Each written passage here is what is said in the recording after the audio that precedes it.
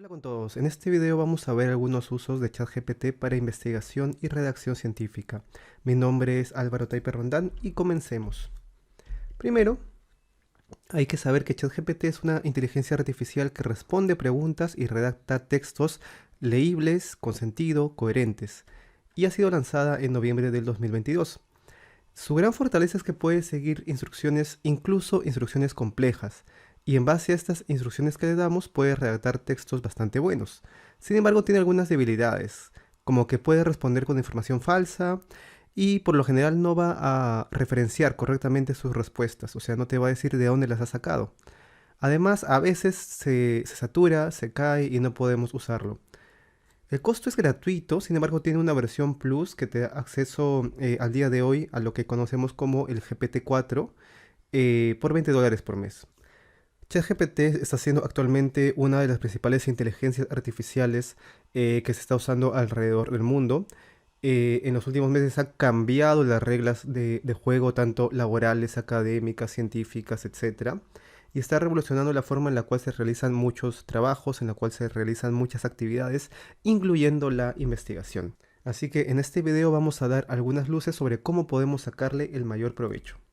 ¿Qué significa GPT? Es Generative Pre-trained Transformer, de versión 3. Es una forma en la cual se entrena a una inteligencia artificial para escribir textos. Al día de hoy la versión 3 es gratuita y para la versión 4 hay que pagar, sin embargo esto está cambiando muy rápidamente, así que tal vez pronto la 4 esté gratuita y haya que pagar o no tal vez para versiones superiores. El GPT-3 ha tenido un entrenamiento con 570 GB de texto de internet, pero solamente hasta el año 2021, así que no tiene información actualizada hasta el día de hoy. Y luego ha pasado por pruebas supervisadas por humanos, que han modelado cómo es que esta inteligencia artificial debe responder a los pedidos que le hacemos. ¿Y qué cosa puede hacer esa inteligencia artificial por nosotros? Pues una infinidad de cosas. Desde responder dudas, redactar chistes, escribir poemas, generar contenido para redes sociales, crear guiones para videos, para TikToks, crear exámenes, dar ideas sobre cómo generar mejores clases, etc. Y de hecho se le ha estado probando en distintos exámenes para distintas profesiones. En los STEPS, por ejemplo, estos exámenes para obtener la licenciatura de médico en Estados Unidos ha obtenido entre 43% a 68% de respuestas correctas. Y aquí estamos hablando de GPT-3. El GPT-4 parece que está obteniendo mejores calificaciones en todos los exámenes a los cuales se les está sometiendo. ¿Cómo podemos usar ChatGPT? ChatGPT no puede hacer tu trabajo, pero puedes usarlo como un asistente, como tu Jarvis personal para quienes han visto o han oído de Iron Man. En especial para vencer el miedo a la página en blanco o para saltarte algún bloqueo de ideas. Entonces, ante un bloqueo o una necesidad, puedes preguntarle a ChatGPT y ChatGPT te va a dar un resultado. Sobre ese resultado o esta sugerencia que te da ChatGPT tienes que reflexionar y tienes que unirlo con la experiencia y las lecturas que tú ya tienes. Y recién luego de eso redactar el artículo científico o hacer lo que necesitas. No puedes simplemente copiar lo que te ha dado ChatGPT porque tiene que pasar por cierto filtro, dado que no siempre todas sus respuestas son confiables. Ahora sí, usemos ChatGPT. Para ello vamos a acceder a ChatGPT. Simplemente colocamos en Google ChatGPT y entramos al primer link, que es lo mismo que haber entrado a este enlace de frente. Nos va a salir esta pantalla, le damos clic a Try ChatGPT y nos va a salir esta otra pantalla, en la cual tenemos que, si no tenemos una cuenta, crearla y si ya la tenemos, loguearnos. Para crear o para loguearnos nos va a salir esta pantalla y si ya tenemos una cuenta de Google o una cuenta de Microsoft, la de Google puede ser la de Gmail y la de Microsoft la de Outlook, podemos loguearnos de frente con nuestras cuentas. Luego de hacer ello ya tenemos acceso a ChatGPT que tiene más o menos esta interfase. Aquí vamos a colocar todas las preguntas que queremos que nos responda o todo lo que queremos que nos haga. Y aquí a la izquierda va a ir guardando las preguntas que le hemos hecho y las respuestas que nos va dando, porque ChatGPT va recordando esto. Ahora que estamos aquí vamos a conocer algunos conceptos previos. Primero el concepto de prompt. El prompt es el texto que vas a colocar en ChatGPT. Mientras más específico sea ese texto, mejor. O sea, prompt es como la pregunta o la solicitud que le vas a hacer a ChatGPT. Luego, ¿cuál es el límite de input? O sea, ¿cuál es el límite de palabras que le puedes tú meter a ChatGPT? Aproximadamente 2500 palabras. Y el límite de output, o sea, cuántas palabras te devuelve ChatGPT en cada respuesta, es aproximadamente 530, aunque puedes pedirle que continúe. Es decir, si se paró y ya no te escribe más, puedes pedirle continúa y va a seguir escribiendo. Y ChatGPT acepta repreguntas, es decir, si ya nos ha contestado algo y queremos que sobre eso que nos ha contestado cambie algo, adicione algo, simplemente podemos decírselo. Y ChatGPT recuerda lo que ya nos ha dicho antes. Entonces recordemos que ChatGPT te dará una mejor respuesta en tanto que tu solicitud o prompt sea más específica. Ok, entonces aquí estamos a ChatGPT. Entonces, ¿qué pasa si le decimos, sugiéreme 5 preguntas de investigación sobre autismo que puedas realizar revisando historias clínicas de un hospital? ChatGPT va a ir respondiendo inmediatamente a la pregunta que le hemos hecho, ¿no? Y te va a colocar las 5 preguntas que has solicitado. Y sobre estas preguntas, por ejemplo, si es que vemos que por ahí no son de nuestro mayor interés, podemos colocarle, necesito preguntas más refinadas, como para publicar un estudio en una revista científica de gran impacto.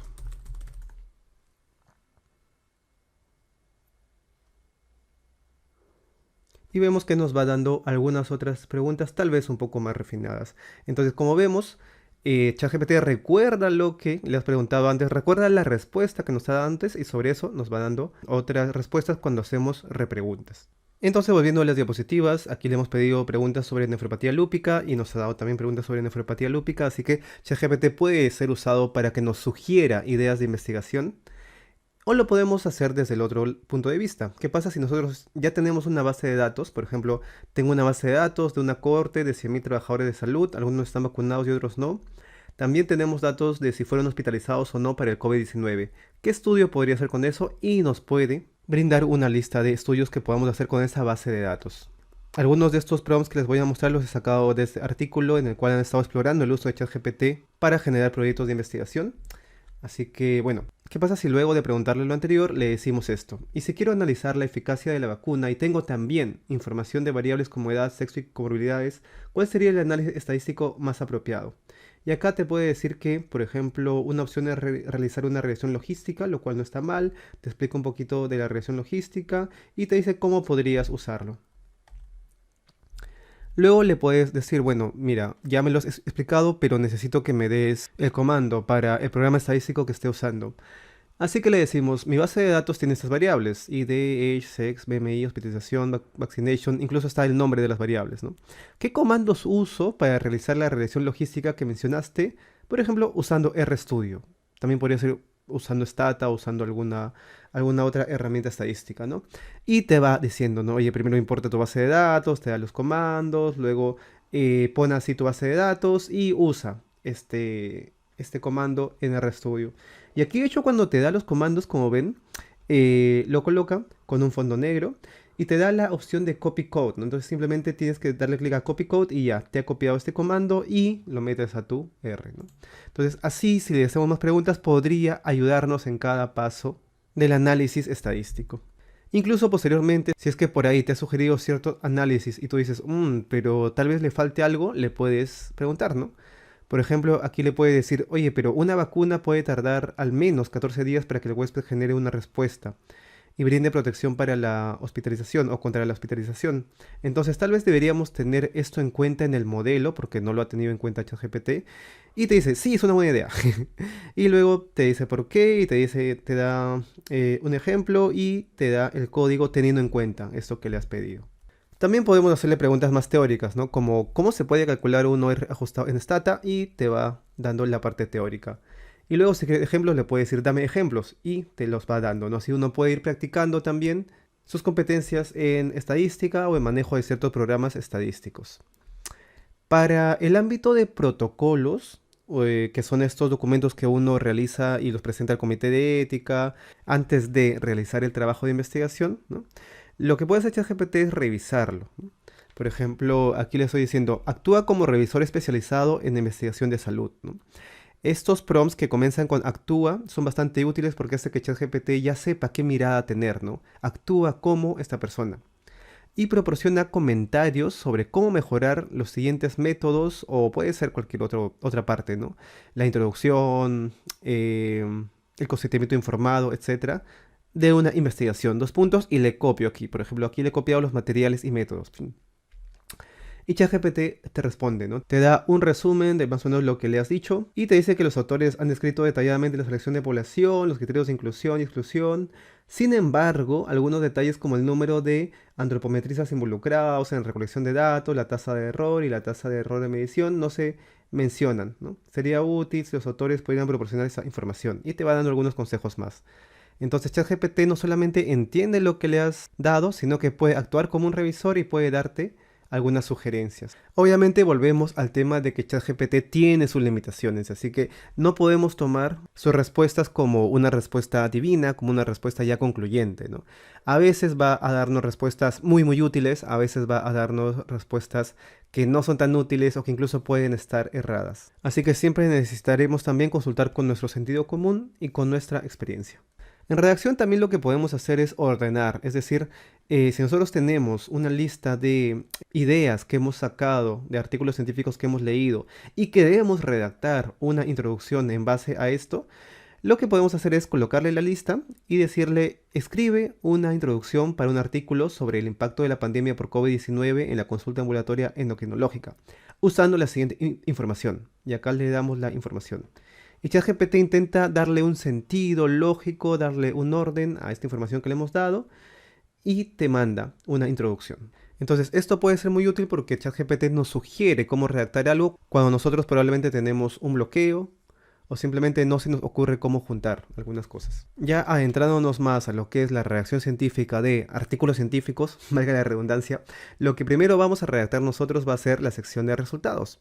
Entonces, para ello, ¿cómo es que ChatGPT nos puede sugerir la redacción de resultados? Podemos decirle, escribe un resumen de la siguiente tabla para un artículo científico de un solo párrafo, si es que ya tenemos la tabla. Y pues si copiamos la tabla nos va a salir algo así medio feo, ¿no? Porque ChatGPT no le puedes copiar tablas, por lo menos hasta ahora, probablemente luego sí. Está el título de la tabla y todo está medio movido, pero igual ChatGPT lo puede reconocer y te manda un resumen. O sea, te está sugiriendo qué es lo que puedes colocar en la sección de resultados cuando la vas a redactar. Y te la ha puesto en inglés porque la tabla estaba en inglés, ¿no? Pero tú lo querías en español, le puedes decir ahora hazlo en español y te la coloca en español, ¿no? La tabla 1 muestra las características de la población estudiada según sexo, se comparan diferentes variables, bla, bla, bla, bla, bla. Pero si tú no estás convencido de este lenguaje y dices, oye, es un lenguaje muy de secundaria, ¿no? Yo necesito algo más refinado para publicarlo en una revista científica, le puedes decir, ahora hazlo en español, pero usando un lenguaje más elegante y sofisticado. Y te lo cambia, ¿no? La tabla 1 presenta un resumen de las características de la población estudiada, desglosadas por género, en el contexto de un artículo científico, se registró un total de Le cambia algunas palabras, ¿ok? Igual, una vez más, eso de aquí tiene que ser revisado y tal vez nos sirva simplemente como una idea inicial. Hasta aquí hemos visto que ChatGPT puede tener muchos beneficios, sin embargo, hay un gran problema con tener tanto poder a la disposición de todas las personas. ChatGPT puede ser una herramienta muy útil, pero también puede ser una herramienta usada para el mal. Puede ser una herramienta que sea usada para falsificar datos, para falsificar estudios, para inventar información, incluso para socavar los cimientos mismos de la democracia actual. Así que por favor no perdamos nunca nuestra brújula ética cuando estemos usando este tipo de herramientas, que sí o sí necesitamos conocerlas y sí o sí necesitamos usarlas bien, pero no podemos dejar que nos arrastren al abismo de las malas conductas científicas. Ok, seguimos entonces redactando nuestro artículo científico y ya hemos redactado los resultados y ahora queremos que nos sugiera una redacción de la discusión. Entonces, como ya tenemos los resultados redactados, le podemos decir escribir una discusión de estos resultados para un artículo científico y le copiamos los resultados. Y nos puede escribir una discusión. En este aspecto, ChatGPT a veces no escribe una discusión tan sustanciosa y tenemos que guiarlo más, ¿no? Tenemos que hacerle preguntas tal vez para cada subparte de la discusión que necesitamos. Por ejemplo, si queremos ver la parte de recomendaciones, podríamos pedirle, sugiéreme 3 direcciones para futuras investigaciones en este tema. ¿En qué tema? Pues como ya antes le hemos dado los resultados de este tema y ya ha intentado redactar la discusión, ChatGPT recuerda a qué tema te refieres. Y te dice, no, aquí te presento 3 posibles direcciones futuras de investigaciones. Y ahí te las coloca y puedes tú ver si es que alguna de estas tiene más o menos sentido para poder acomodarlo para tu artículo científico. Si lo que quieres colocar En las discusiones, por ejemplo, algo sobre plausibilidad biológica, puedes preguntarle de frente, ¿no? ¿Cómo es que la obesidad puede causar depresión? Y ChatGPT te puede dar información al respecto. Aquí, algo que hemos comentado antes, ChatGPT usualmente no te va a poder citar bien las referencias de donde ha extraído esta información, porque ChatGPT es una red gigante de muchas referencias que ya se han entreverado entre sí. Entonces, si le pides una referencia, te va a inventar muy probablemente una referencia, o a veces te va a dar alguna referencia más o menos real, pero no va a ser la mejor referencia. Entonces, una vez más, lo que puede hacer ChatGPT es darte una idea de la estructura o de lo que podrías poner, pero tú tienes que complementar mucho esto con lo que has leído, con lo que estás viendo sobre este tema. Entonces, ChatGPT es más como un amigo al cual le puedes preguntar cualquier cosa y te da una respuesta coherente, pero no vas a confiar 100% en este amigo. Bueno, para acabar con la discusión, vamos a generar la conclusión. Y le ponemos aquí, generar la conclusión para un artículo científico que tenga estos resultados. Y le copio todos los resultados. Y miren, por ejemplo, en este caso me mandó una conclusión gigante, ¿no? Y tú dices, bueno, en el artículo científico mi conclusión debería tener solamente un párrafo. Así que le digo, bueno, mira, colócalo en el formato de conclusión de un artículo científico de máximo un párrafo. Y pum, te lo resume así. Si le dices gracias, te dice de nada. Si tienes alguna otra pregunta o necesitas ayuda en el futuro, no dudes en preguntar. Estoy aquí para ayudarte en lo que necesites, ¿no? Todo lindo, ChatGPT. Muy pronto tal vez estas inteligencias artificiales dominen a la humanidad, así que hay que ser siempre agradecidos y lindos con ellos, para que se acuerden de nosotros. Ahora, vamos a pasar a la introducción. Le podemos decir, escribe una introducción de entre 300 y 500 palabras, si queremos que sea corto, de un artículo científico de un estudio tipo cohorte sobre el efecto de la aspirina en la prevención de preeclampsia, por ejemplo. O sea, ya le estamos dando más información sobre el estudio. Entonces, ChatGPT comienza hablando de la preeclampsia, que es su primer párrafo, luego de la aspirina y su uso en el embarazo, que es el segundo párrafo, y luego sobre los estudios previos, ¿no? Que los estudios observacionales y ensayos clínicos han arrojado resultados heterogéneos. O sea, ya va dirigiendo esa introducción a justificar que se necesita hacer estudios sobre el efecto de la aspirina en la prevención de preeclampsia. Ya hemos redactado entonces el cuerpo de nuestro artículo y ahora queremos redactar el resumen. Entonces, ¿cómo le pedimos esto a ChatGPT? Podemos decirle elaborar un resumen para un artículo científico entre tantas y tantas palabras, incluyendo los siguientes subtítulos, los que te pida la revista, ¿no? El artículo en cuestión tiene por título tal, si ya tenemos el título, y tiene los siguientes resultados, ¿no? Y le pones ahí los resultados. Y le puedes poner también los métodos, ¿no? Y te va a devolver un tipo de resumen, con su introducción, objetivos, métodos, etc. Luego también nos puede sugerir redacción del título, ¿no? Entonces le damos el resumen y le pedimos que nos sugiera 5 títulos para un artículo con ese resumen, ¿no? Y nos da 5 títulos posibles. En la redacción, finalmente, uno de los usos que yo le doy mucho más a ChatGPT es el de mejorar el inglés. Hasta antes teníamos herramientas como Google Translate, como Grammarly, que eran muy útiles para mejorar el inglés, pero ChatGPT, hasta lo que he visto ahora, supera grandemente todas estas. Entonces, por ejemplo, yo he redactado un párrafo en un inglés medio masticado y le digo mejora el siguiente texto, como solamente improve, ¿no? Improve the following text. Y te da una versión mejorada. A veces si le pongo solamente improve, te mejora no solamente el inglés, sino también algunas sintaxis, algunas ideas. Así que es como pasarle tu artículo a un amigo que revisa textos y te va a devolver algunas observaciones, correcciones que crea pertinentes. También puedo refrasear, ¿no? Si es que veo que el texto está medio extraño, le puedo decir refrasea el siguiente texto y le pongo el texto. Y lo va a refrasear intentando que el sentido no se pierda. O también resumir, ¿no? ¿Qué pasa si has enviado tu artículo a una revista y te dice, mira, te lo publico, pero como artículo breve, y necesito que de las 3000 palabras te quedes con 2000. Y hay partes que no sabes cómo resumir. Le puedes pedir ayuda a ChatGPT, ¿no? Le dices, resume el siguiente texto a un solo párrafo y le das todo lo que quieres que resuma. Ya que estamos hablando de proceso de publicación, el proceso de publicación también necesita que redactes otro tipo de documentos, como por ejemplo la carta de presentación para enviar tu artículo científico. Entonces puedes pedirle que te haga un esquema de una carta. Por ejemplo, aquí le he dicho, escribe una carta de presentación para enviar un manuscrito titulado tal, aquí está el título del manuscrito, a la revista BMC Psychiatry, ¿no? solicitar una exención total de los cargos de procesamiento de artículos. El cargo de procesamiento de artículos es lo que la revista te cobra para que tú puedas publicar en esa revista. Y le estamos pidiendo entonces a la revista que por favor no nos cobre. Entonces aquí redacta la carta, ¿no? Estimados editores, les escribo para presentar este artículo, para su consideración en su prestigiosa revista. Este estudio es el resultado de un trabajo riguroso y cuidadoso realizado por un equipo de investigación multidisciplinario. Nuestro objetivo fue explorar las percepciones de los líderes religiosos sobre la identificación y derivación de personas con problemas de salud mental en una ciudad peruana. O sea, ya está asumiendo algunas cosas, ChatGPT, solamente en base al título.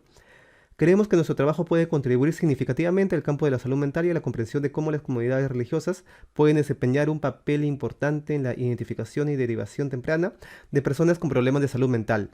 O sea, no solamente entendió del título más o menos de qué se trata el artículo, sino que lanza una idea bastante sólida de por qué esto es importante, ¿no? Como para convencer al editor de que este artículo debe ser publicado. Y luego dice, además nos gustaría solicitar una exención total de los cargos de procesamiento de artículos debido a nuestras limitaciones financieras. Esta justificación no está tan buena, pero tal vez sea porque no les hemos dicho, no le hemos dado más información a ChatGPT, ¿no? Si le hubiésemos dicho que somos de un país de medianos bajos ingresos, que es un estudio autofinanciado y más información, aquí podría habernos escrito algo más convincente. Agradecemos su tiempo y su atención, qué bonito, atentamente, y te da para que lo firmes. Entonces, así ChatGPT te puede ir sugiriendo la redacción de ciertos documentos que sin duda hay que revisar, ¿no? Porque puede que esto no tenga nada que ver con nuestro estudio y estemos metiendo la pata. Ahora vamos a hablar sobre lo malo y lo feo de ChatGPT. Una de las falencias gigantes que tiene ChatGPT es lo que se denomina como alucinaciones artificiales, que significa que te puede dar información totalmente falsa. Por ejemplo, si es que en este estudio lo que hicieron fue pedirle a ChatGPT que escriba un párrafo sobre cierto tema que es un poquito avanzado, un poquito complejo, y lanza 3 argumentos, de los cuales uno fue incorrecto. Es decir, por más que tenga mucho sentido, probablemente lo que pareciera que escribe ChatGPT, hay que revisar siempre con doble lupa. Peor aún, cuando le piden referencias, se inventa referencias, como ya habíamos comentado antes. Y si es que le pide información sobre un tema que ya es nuevo, sobre el cual no hay investigación, ChatGPT podría inventar contenido completamente. Entonces siempre hay que tener cuidado con ChatGPT, nunca hay que simplemente creer en lo que dice, siempre usarlo simplemente como una pequeña sugerencia, una pequeña guía inicial para poder avanzar con nuestro trabajo. Detección de textos con ChatGPT. Hay que tener en cuenta que si nosotros pasamos un texto que nos ha dado ChatGPT por algún programa antiplagio, ningún programa antiplagio te va a decir que ese texto es plagiado, porque ChatGPT no copia textos de otros lugares, ChatGPT crea textos nuevos. Entonces, ¿cómo podemos saber si un texto que nos presentan, que nos dan, ha sido creado con ChatGPT? Pues para ello existen detectores de texto que te dicen si es que cierto texto ha sido o no elaborado con ChatGPT. Hay un montón de detectores de textos para ChatGPT que funcionan básicamente en inglés. En español hasta ahora no hay, pero pronto tal vez haya. Si uno entra a Google, puedes poner ChatGPT Detector y te salen varios, ¿no? Y todos funcionan casi igual. Tienes una pantallita de texto y ahí colocas el texto, bueno, pegas el texto que quieres detectar, ¿no? Y si te sale 90 y tantos % fake, es que todo el artículo ha sido hecho con ChatGPT. Si te sale real, es que todo el artículo no ha sido hecho con ChatGPT, ¿no? O todo este texto, perdón. ¿Qué es lo malo o la gran limitación? Que si pones cualquier texto en español siempre te va a salir como real, porque esos detectores todavía no usan muy bien el español. Otra forma de poder detectar textos escritos por ChatGPT es preguntarle al mismo ChatGPT si es que ha escrito o no cierto texto.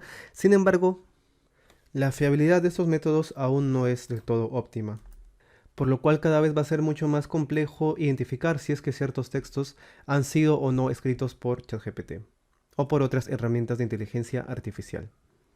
Ahora hablemos sobre cómo usar ChatGPT de manera correcta en el área de investigación.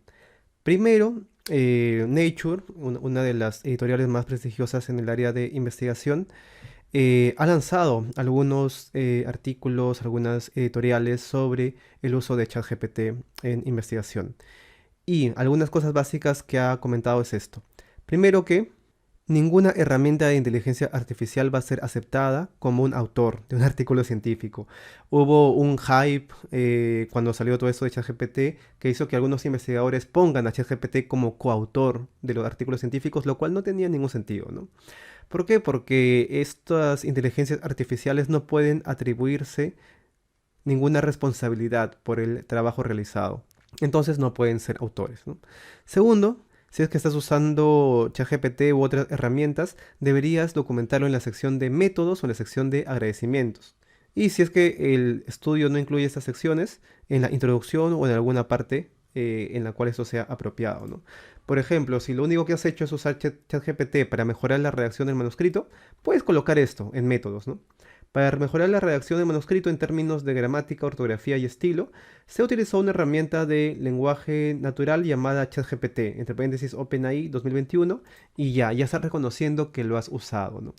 Que pronto esto va a ser casi tan común como usar, no sé, Zotero, usar Grammarly o usar otras herramientas que usualmente los investigadores usan en sus artículos del día a día. Y por último, volvemos a esta imagen, ¿no? El resultado que te arroja ChatGPT no puede pasar de frente a tu resultado científico, ¿no? Necesitas tomar eso con pinzas, reflexionarlo, unirlo con tus experiencias, con tus lecturas, porque por algo eres investigador, y recién en base a todo ello, redactar el artículo científico. Por favor, no intentemos acortar caminos. Y lo que se viene es aún más intenso. Aparte de ChatGPT, ahora tenemos una herramienta que es Bing, que es como un ChatGPT, pero que sí se puede conectar a Internet, aunque por ahí sus redacciones no son tal vez tan buenas como las de ChatGPT, pero es muy útil porque te da información en tiempo real, ¿no? Y Google está sacando su aprendiz de Bardo, que ya debe salir brevemente, que promete ser toda una revolución, así como ChatGPT, ¿no? Más allá de eso, ahora tenemos ChatGPT 4, que por ahora está de pago, pero que pronto tal vez va a estar libre, que nos permite hacer muchísimas más cosas, ¿no? Entonces es un poco difícil estar al día en todo lo que nos deparan las inteligencias artificiales porque cada día sale algo nuevo. Sin embargo, creo que hay que ir perdiéndole el miedo cuanto antes y hay que ir usándolas, aunque sea poco a poco, para ir viendo de qué manera nos pueden ayudar, ¿no? En nuestro trabajo, en nuestras labores, en nuestros estudios y a tener en general una mejor vida, una mejor calidad de vida. Eso es todo en cuanto al video. Muchísimas gracias.